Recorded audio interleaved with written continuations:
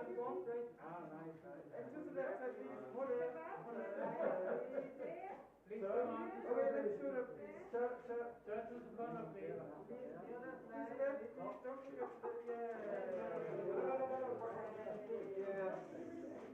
No. Look straight. Sir, one more. Yes, perfect. Excuse me, sir. Sir, just one here more. Straight ahead. Can you give us a wave again, please?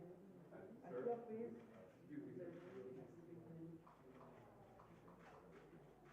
Thank you. Yeah, thank you. Very good. He's the director, is he? That's the producer. And now we have Alia.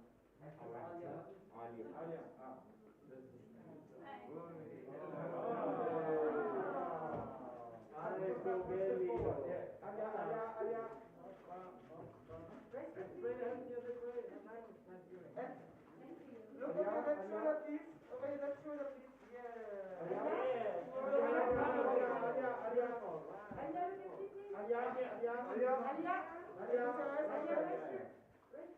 I want to make a little plate for you guys. Okay, let's go now.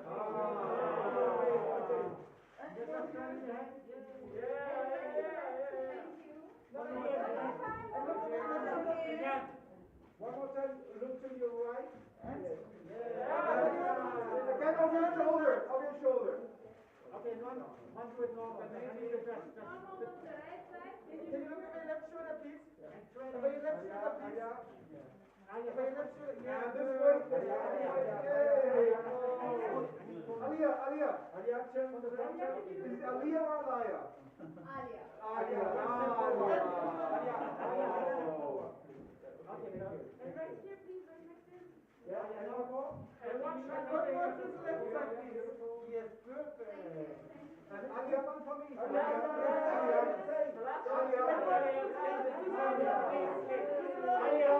Stay with us. Okay.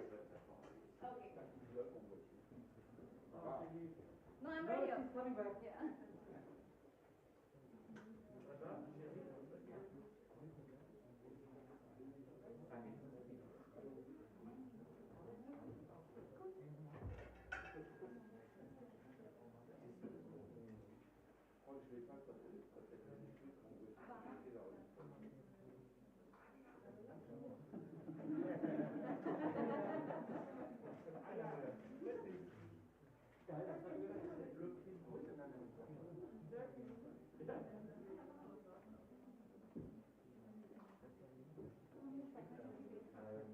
we have our director.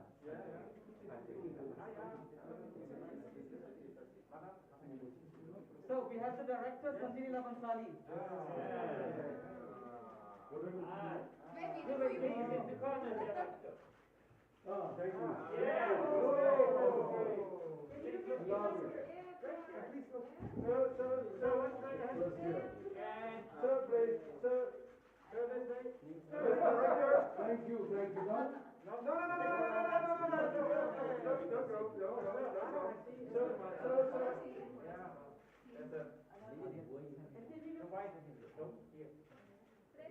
Oh, yeah. Okay. And one straight ahead. One over here. Okay. Yes. Sir. Thank you.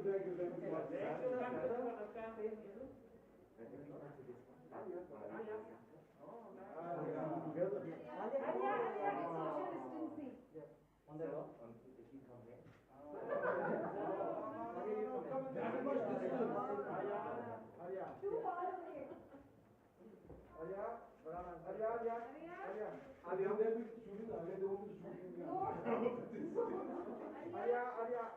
Alia, over your left shoulder. Yes. Alia. Okay, take a picture. 1 second. 1 second.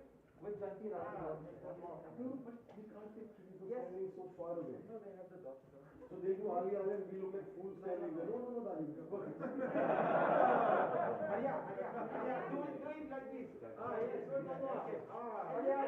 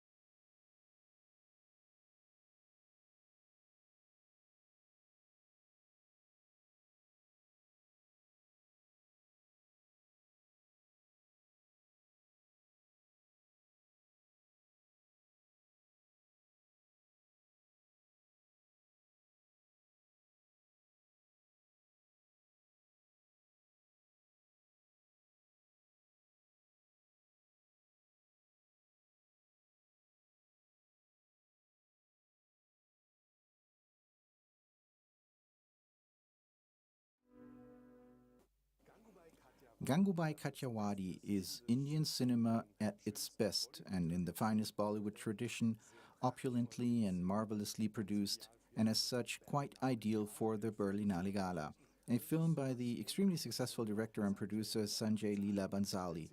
It recounts the true story of a young woman in the 1950s who was forced into prostitution, who was displaced to the city, and found herself organizing resistance there. She was the first to support female sex workers and championed for their rights while closely cooperating with the local mafia.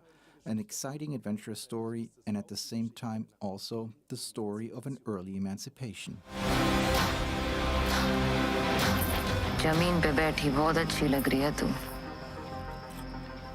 आदत डाल ले क्योंकि तेरी कुर्सी तो गई इज्जत से जीने का ना पुलिस से ना एमएलए से ना मंत्री से किसी के बाप से नहीं डरने का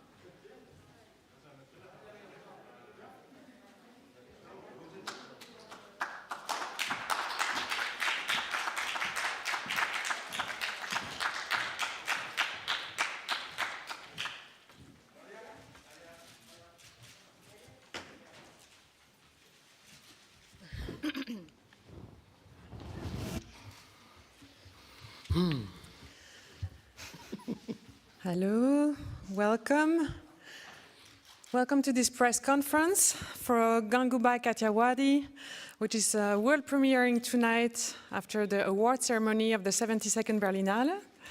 I will start by introducing our guests, starting by your left. Her list of achievement is too long for this brief introduction. We loved her, among other films, in Highway that premiered in Panorama in 2014 and Gully Boy that rocked the Berlinale in 2019. She's Gangubai herself, the vibrant Alia Bhatt.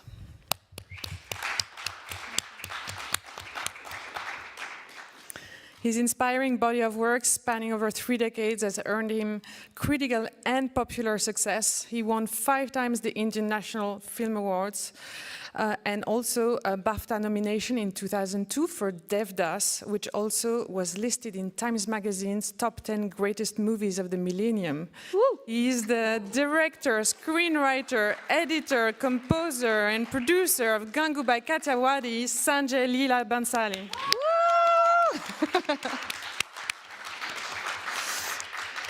Welcome to you. We are very happy to have your film. And I will just start, if you allow me, by a first question to Sanjay. Could you tell us how you got to this project and maybe tell us a bit about the book that inspired the film? Yeah, it's a book that I read in 2009. And it stayed with me for a long time. It is a story of a woman who was trapped into being a sex worker, and then how she fought for dignity for women, for the girls in the brothels, how she fought for them to be accepted in the mainstream society.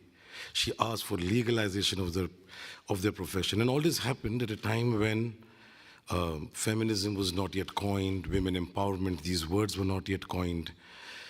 but I think she was way ahead of her time. She got up and fought. What I liked about her character was that she was a very bruised, scarred woman wronged by society, by people she trusted, but she was a warrior. So she got up and fought for everything that she believed that they rightly deserved, in spite of being in the profession. Like, you are a journalist or a teacher, she said, I'm a sex worker and you need to respect me for it. And you cannot take me for granted for what I'm doing. So I thought that courage with which she fought, a ferocious warrior that she was, that's what inspired me to make the film. So. Thank you. I'd love to hear Alia on this. How did you enter your character? Were any did any people you meet or things you read inspired you in the run-up to making the film? My biggest inspiration before I began the film and through my film was my director sitting right here. I wanted to be directed by him ever since I was 9 years old. That's when I first walked into his office, actually into his house, to audition for another film that he was making at that time, Black. I did a terrible audition, so I did not get the part. But he looked at me, and he narrates that story even now, that he looked in at my eyes, and he said to me, this girl, not to me, but he said to himself that she's going to be a heroine. That means she's going to be a big actor someday. So he saw that fire in my eyes when I was 9 years old, and I think I remember very clearly, from that time onwards, my one-point focus became, one day I have to be directed by him. So when I heard the narration of Gangubai, I'll be very honest, I was very shocked, because I was not expecting this part, not expecting this level of a performance. And the fact that Sir believed that I will be able to pull it off before I believed that I will be able to pull it off was surreal for me. And I think everything happens for a reason, and we were meant to do another film before that, which didn't happen. And sometimes I think if that had happened, would have this happened? Because the experience I got whilst being directed by him in and as Gangubai Kathiawadi was an experience I think I will cherish for all my lifetimes put together.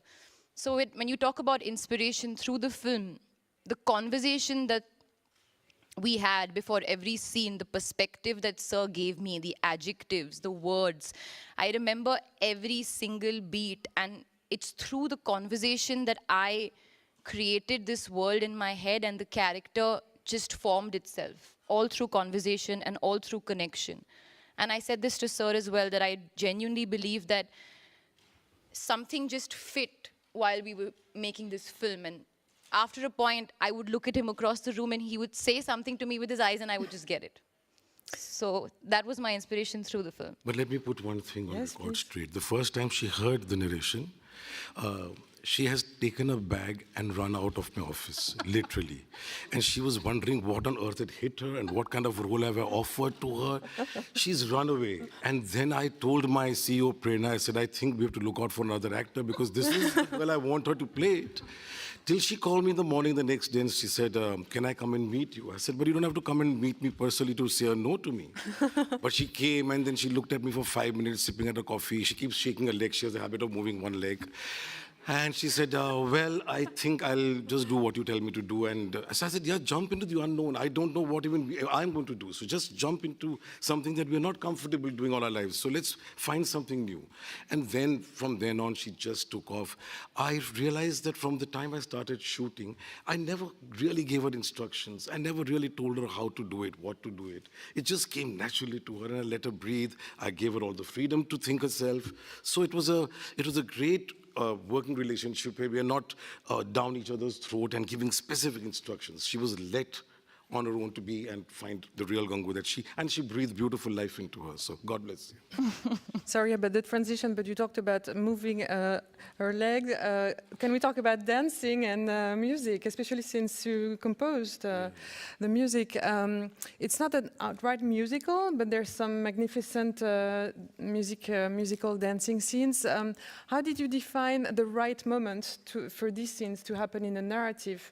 And what purpose did they serve beyond being beautiful and spectacular? I cannot think of making a film without music. I cannot think of my day passing without listening to music. So I think music first. So when I read a script, the first sounds that come to me are, what is a song? What is a tune that is coming to my mind? And then I would jot it down or copy it or dictaphone, record it. And from there, the music, I thought, came very nicely in this film. It was not that she had to lip sync it, but it just expressed some emotions which otherwise in dialogue would have gotten a little contrived, would have gone a little mushy. So when the song came out, I was doing songs at very unusual places, and they had to perform it like a scene, but on a beat. And that is where she handled it so beautifully that she would catch the beat, she would not show it, and when I put it together with the song, it feels like it is choreographed, and she's moving as a dancer, like a dancer through it. So, and yes, there were 2 dances in which she danced. I didn't know if Alia was such a good dancer, but when she danced in Dolida, there's a song in the big, I don't know if you've seen the film, in the white dress.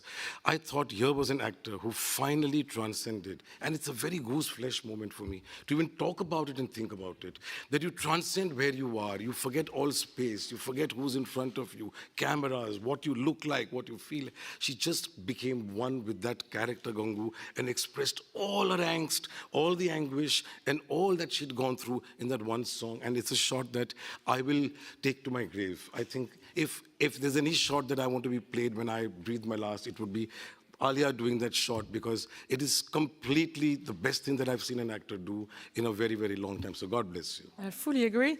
Alia, we want to hear you on those scenes. Well, speaking about Sir's music and his songs, and as he said rightfully, it's a break in the narrative of the film, but even in the song, the narrative is going forward. So this song that he just mentioned, Dolida, it's a point in the film where Gangubai, to not give too much away, but she has something on her mind. She's not, I mean, she has struggled through and through, but she's got that angst sort of here. It's very, you just have to push her and it'll come out. She is celebrating Navratri, Garba, a dance form and a festival which is very close to her home, where she came from, where she was taken away from, where she can't go back to. So there is a lot of pent-up anger, angst, nostalgia.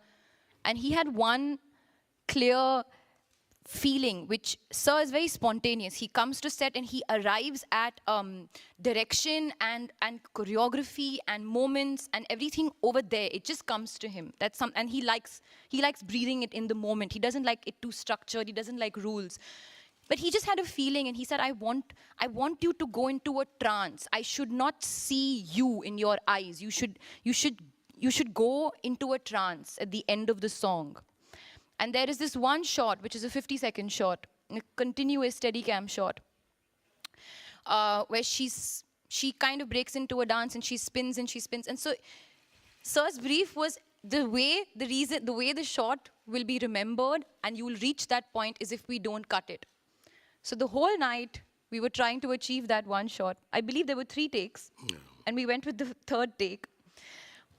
Because maybe a couple of takes I could not finish because there were so many circles and so many chakkars, which you say I had to take in Hindi. If I say chakkars, I had to go on taking those chakkars.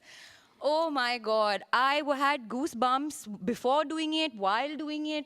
But there was this one take that when we went and got it, I swear to everything, I don't remember a point in the middle of the take, what happened. I don't remember what happened. All I remember was when it got cut, and I remember looking at everybody's faces. And that was the shot that's in the film. And I remember going to the monitor, and Sir looked at me and said, "Who pushed you?" Because he looked up, he said, "Somebody's pushed you. Who pushed you? This is some angelic hand that's on your head." And that is my shot. And I remember, आपने हिंदी में कहा था, Sir, मेरे सारे गाने एक तरफ और ये shot एक तरफ. Means all my songs at one side and this shot on one side. He was so happy. And I think that was one of the days I realized that when you talk about going beyond your limit and your capability, because I don't consider myself a good dancer at all, I think I'm absolutely average. This song was not about the dance, and that's what Sir was looking for. He wanted me to really reach an emotional sort of transcendence and a space where I've never tapped into before, and that's exactly what happened. And it's for moments like this that I believe in the magic of movies and cinema. Thank you, Alia. We have a question here. My name is Mahari Sagit, African Refugee News. This film, I saw it yesterday, and then this morning I had time, and I wanted to see the first part before starting working. I have a question about the location, and then about the camera work, because this is grandiose, really. And the period, because when she steps out from the car, the man greets her and says, Salam Alaikum, and this is not Hindu. So I was thinking, was this the site where a lot of Pakistanis used to live? And then, thank you, because this, everybody asked me, is it Bollywood? I said, no, this is Indian film. Yeah. Because I started with a big film, Mother of India. I was a kid. I was 9 years old in Africa. And then Shami Kapoor, Shakir Khan. But this film has something that cut the Bollywood out. And congratulations. Thank you. You know, I love you for the fact that you call a Hindi film or a Malayalam film or a Telugu film an Indian film, because Bollywood is a very quaint term. It's Indian cinema that we come here and stand here and represent to the world. And Indian cinema has got so many languages. It's the world of its on its own. So yes, to just call it Bollywood would be wrong. And I appreciate the fact that you have recognized the fact that it's more Indian cinema that we talk about. There was a question about one of the points raised was the location. Maybe we can talk about the area of Mumbai that is represented. Yeah, this was placed in a place called in Mumbai. It's a slum called Kamatipura, where there are lots of brothels, and that's where the sex workers had the base, and they worked from there. And Hindus and Muslims and Christians and everybody stays together in our country. You know, it's a place where people love each other and live together. So we'll have all these characters sprinkled around of different kinds, which were all mentioned in the book. The biggest character that came into Gangubai's life was Karim Lala, which we've now called Rahim Lala. He's the man who gave her the place of finding the courage to speak. He was the man behind the voice that got up and said, go and fight for your rights, you cannot sit here. And he was a Muslim man. And so it was a place where everybody lived together. And what was the third point he wanted? There was a camera work, but I'm not sure. What do I say about the camera work? When you start the film, you show us these big buildings, and then you show the people, but you show them not so with a wide camera, but like a crowd of people, and this black car or green car coming in. So how did you manage to do this? Because yeah, it was all made on a set. We've created it. We have great art directors who created it. To have shot it through 2 pandemics, and we had, because there were monsoon rains coming in constantly over the years, so we had to make a whole big shed on the set that we were making. It was a spectacular set that we made in Film City. And then all these things that I saw on this, that we created on the set, was things that I saw because I lived 2 lanes away, 1 lane away from Kamatipura. So what I had seen, the textures, the colors, the clothes hanging, the gaudily painted faces who all trying to cover their pain and angst behind all that makeup they would do, they were all a part of art direction, of production design. So I thought that all that I had lived through for 30 years in those places, this film and this art direction is a tribute to those 30 years that I saw and learned a lot about what colors mean, what it means to be colorless. I lived in a house which had no color. It was always white, and that white also would disappear because I lived in those chawls over there. And I would always want color in my life, and I would always fight for it. And you see it reflecting all over the years in the films that I've created, that the play of color is very important. Because I lived in a house as a child doing my homework against colorless walls. And so all these things that we created on the set are all a tribute to many, many things that I cannot elaborate right now on. It's a special conversation we'll have together. But yeah, very, very nostalgic and very fulfilling for me. Thank you. There's a question here. Thank you very much for your film. I was in India, yeah, I think 4 years ago. And I come from Mexico. And I was very, very surprised about the similarities between our worlds. And because the whole colors, the joy by dancing, and I saw so many similarities in our two worlds. There is a big contrast because, okay, Latin America, India, but I was very touched seeing these similarities. And I was very touched to see that I'm a Mexican, but my name is Alia too. Oh! Maybe she was my daughter in some other life. And I was very happy to see, oh, there is a very famous Alia in India. And my question is, how long it took you to make this film? Huh? How many weeks, how many years? And where can I read a little bit more about that inspiration figure? Because I would like to learn a little bit more and to report to my newspaper. We are the most read newspaper in Latin America. La Jornada is our name. Okay, and I'm correspondent here in Germany. So how long it took you to make the film? See, like I said before, I read it in 2008-09, and I wanted to make the film in 2011, then 2014, then 2015. It just went on. But yeah, it took us 3 years to almost 2.5 to 3 years to produce the film from the time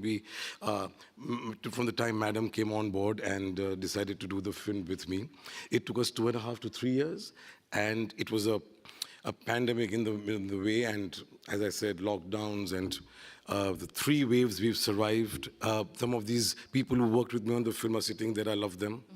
I really think the kind of commitment and resilience that you all had and patience to complete the film against all odds.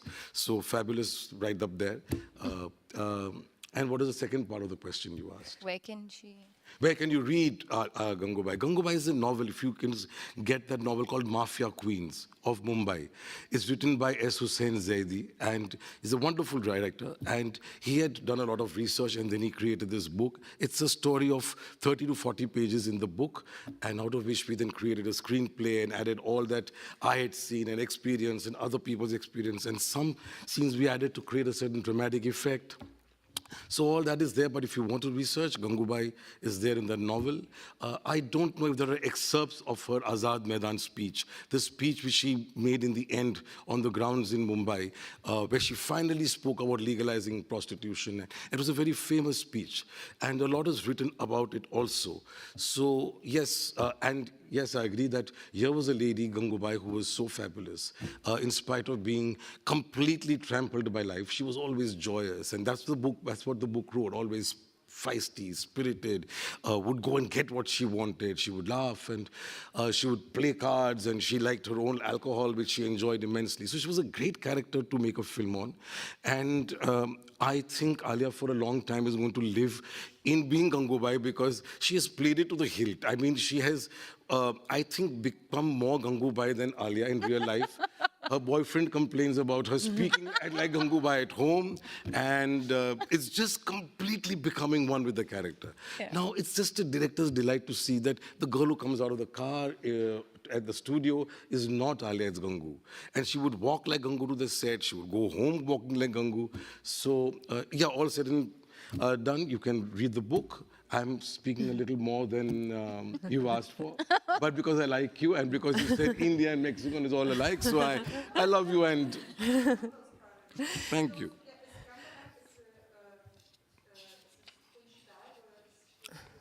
No, she passed away. Yeah, I'm not This sure. was in the 40s, 50s, 60s. She passed away in the mid-70s. Yeah. One more thing common between Mexico and the food that we eat. You guys eat beans and rice, and we have beans and rice as well. Rajma chawal, and yours is beans and rice. So even our food is similar. Alia, something extraordinary about this part is that you're often surrounded by hundreds of women. I wonder if it made you feel really that you were carrying their rights, that you were carrying a struggle that could have a broad impact. No, absolutely. And, you know, Sir just mentioned the speech that Gangubai gave in Azad Maidan, which she was famously known for. It was written about, talked about. It was post that that she actually went and met the Prime Minister of India at that time, Jawaharlal Nehru. What she said in that speech requires a lot of perspective from where they're coming from, and to understand that world and to actually sit there and speak from the heart to the audience sitting in that scene, and then henceforth the audience sitting in the theater. I had to know and feel every inch of what she was saying. So at the time that we had shot this, it was, I think, a year and a half into making the film. So I was already deep into Gangu's soul and her life. But I remember very clearly, whilst even narrating and speaking those lines, and there was a moment where after one particular shot, I was shaking. My hands were shaking, my face was shaking, because I spoke from a very honest place, and that perspective, like I mentioned earlier, came from a lot of conversations that I had with Sir. The way he feels for this character, and the way he feels about her rights and what she wants, and the basic perspective that this is your profession, but this is my profession, and why the discrimination?